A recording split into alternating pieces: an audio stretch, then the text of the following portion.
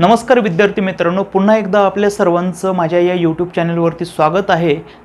कालच्या सेशनमध्ये आपण मेसोसोम या स्ट्रक्चरचा स्टडी केला। आजच्या सेशनमध्ये आपण एका नवीन स्ट्रक्चरचा स्टडी करणार आहोत आणि त्याचे नाव आहे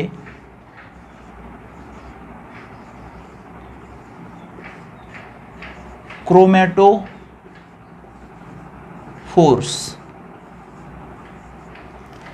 क्रोमॅटोफोर्सचा आपण वर्ड रूट पाहू। क्रोमॅटोचा अर्थ होतो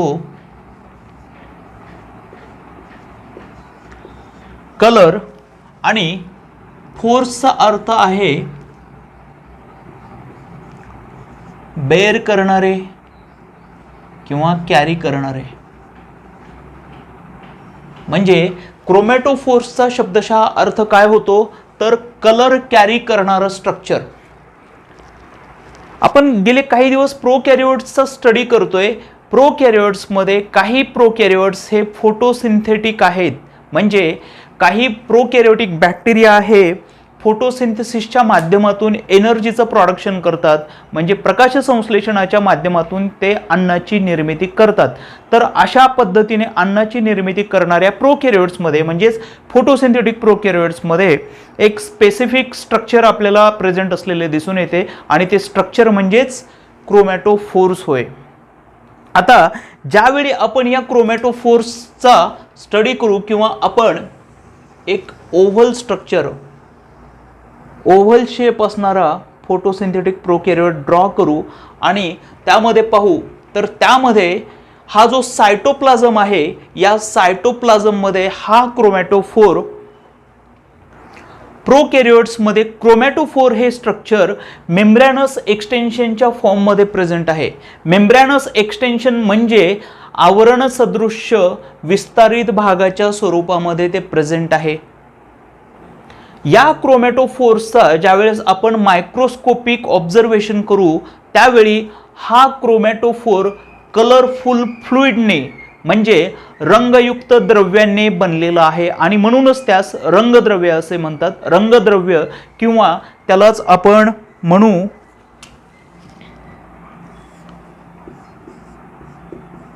पिगमेंट। ओके, पिगमेंटचा अर्थ काय होतो कलरफुल फ्लुइड प्रेझेंट असलेलं स्ट्रक्चर। म्हणजे या स्ट्रक्चरमध्ये काय प्रेझेंट आहे कलरफुल फ्लुइड प्रेझेंट आहे, म्हणून यास पिगमेंट असे म्हणतात। आता फोटोसिंथेटिक प्रोकॅरियोट्समध्ये प्रेझेंट असणारे क्रोमॅटोफोर्स म्हणजेच हे पिगमेंट्स किती टाईपचे आहेत तर हे पिगमेंट्स आहेत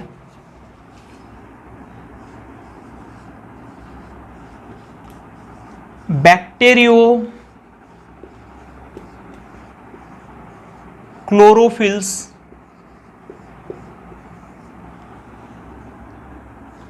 then bacterio phyophytin आणि तिसरा पिगमेंट आहे कॅरोटिनॉइड।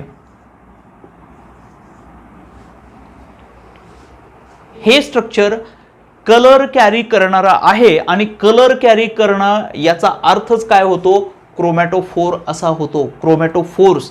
आणि क्रोमॅटोफोर्स हे बॅक्टेरियो क्लोरोफिल, बॅक्टेरियो फिओफायटिन आणि कॅरोटिनॉइड इत्यादी प्रकारचे आहेत। I hope you are getting this point. This points are very interesting and simple. Prokaryotes मधील नेक्स्ट पार्ट आपण स्टडी करणार आहोत आणि तो होय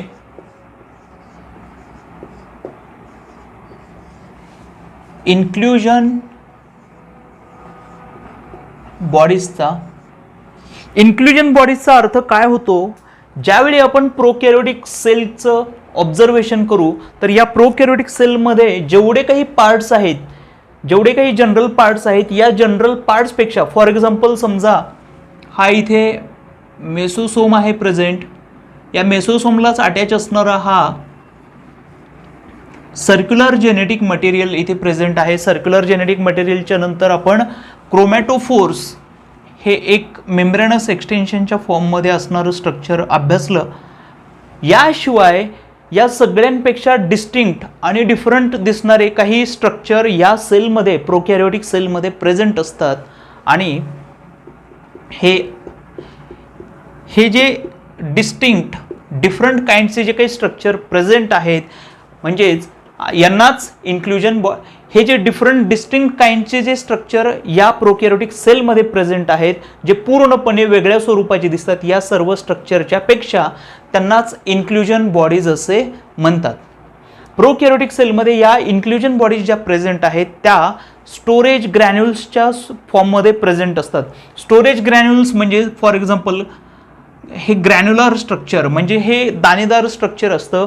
आणि स्टोरेज ग्रॅन्युल्स म्हणजे याच्यामध्ये काहीतरी स्टोर आहे, यामध्ये एक पर्टिक्युलर केमिकल स्टोर आहे आणि हे पर्टिक्युलर केमिकल पूर्णपणे जागा व्यापलेलं, पूर्णपणे भरलेल्या स्वरूपामध्ये प्रेझेंट आहे. म्हणजे कॉम्पॅक्ट फॉर्ममध्ये हे केमिकल या ग्रॅन्युलमध्ये स्टोर आहे, यांना म्हणतात storage granules.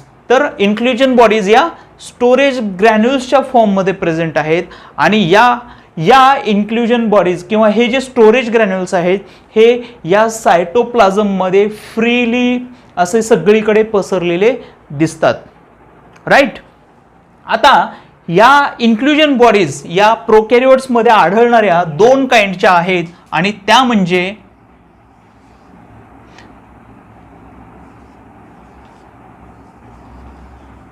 Organic इन्क्ल्युजन्स.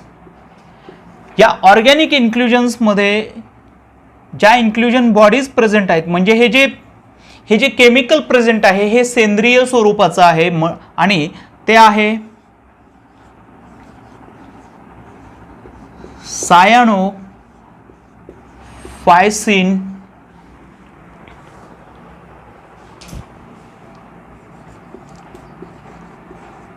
Starch granules आणि दुसरे आहे ग्लायकोजन ग्रॅन्युल्स. ओके. हा ऑर्गॅनिक इन्क्ल्युजन मधला हे झाले ऑर्गॅनिक इन्क्ल्युजन्समध्ये प्रेझेंट असणारे जे सबस्टन्स आहेत किंवा जे केमिकल्स आहेत त्याबद्दल. आता पाहू आपण दुसऱ्या इन्क्ल्युजन बॉडीज, त्या आहेत इनऑर्गॅनिक इन्क्ल्युजन्स आणि त्या आहेत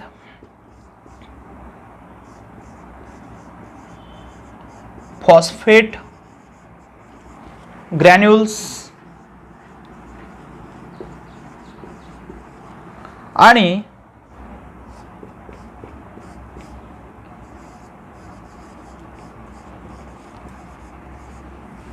सल्फर ग्रॅन्युल्स.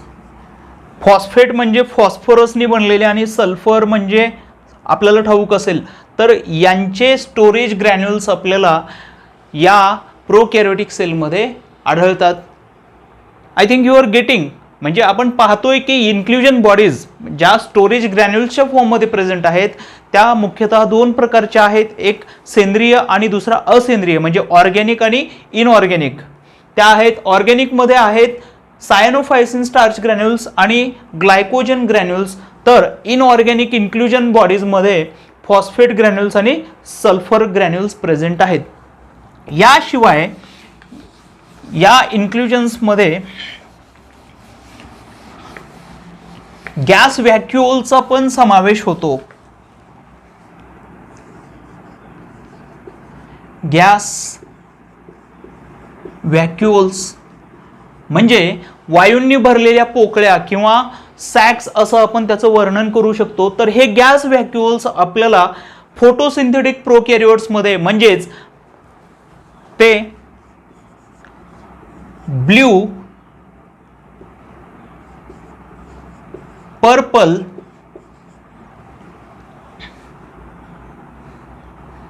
आणि ग्रीन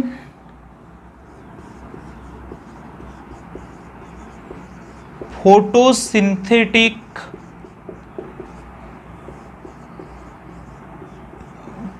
प्रोकॅरियोट्समध्ये आढळून येतात। हा एक महत्त्वाचा पॉईंट आपण सगळ्यांनी समजून घ्यावा। आय होप तुम्हाला हे सर्व समजत आहे आणि तुम्हाला हे समजत असेल, तुम्हाला हे आवडत असेल तर प्लीज माझ्या व्हिडिओला लाईक करा, शेअर करा आणि सबस्क्राईब करा।